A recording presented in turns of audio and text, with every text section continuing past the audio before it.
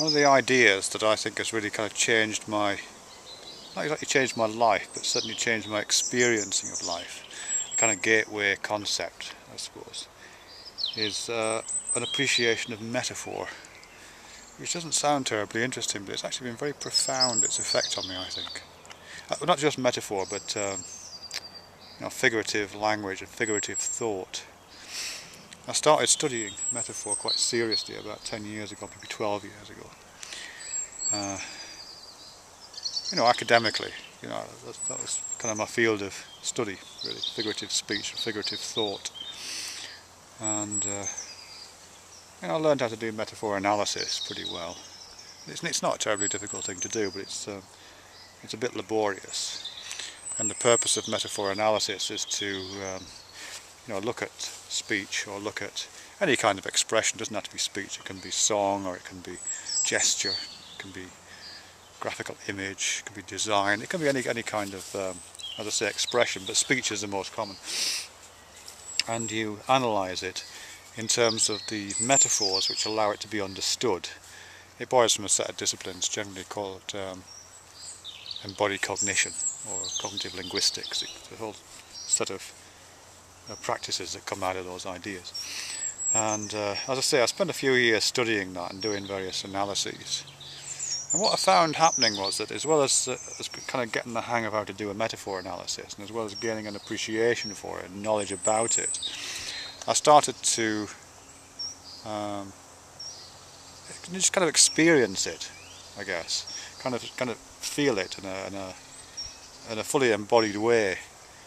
So when I if I was in a meeting, or if I was watching television, or watching a speech by some politician or something like anything like that, really, or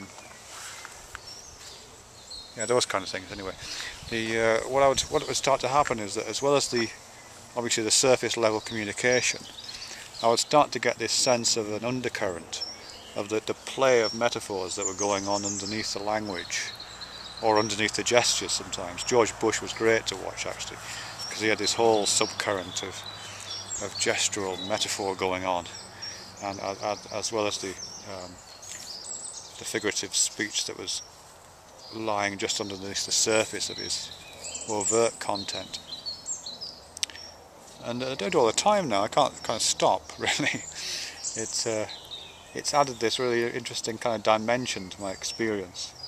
So when I am in a conversation, particularly if I just relax and let myself feel it, there's this, as I say, it's almost like behind the words and behind the gestures and behind the expressions, there's this whole dream going on. It does feel like a kind of subtextual, subconscious dream sometimes, because the way that metaphors are very rarely consistent in ordinary speech. They tend to mix and blend and kind of twist, and the way that dreams do. The logic of dream is a logic of association, and it's very similar with metaphor. There's a kind of associative logic which strings these metaphors together underneath the top layer of communication. It's fascinating, really. I love that. So I'm very rarely bored these days when I'm in meetings, and my job involves me going lots of meetings. But I'm very rarely bored, because if the top level content isn't that interesting, I find myself just kind of sinking down beneath the surface of that and letting this whole tissue of strangeness kind of wash over me.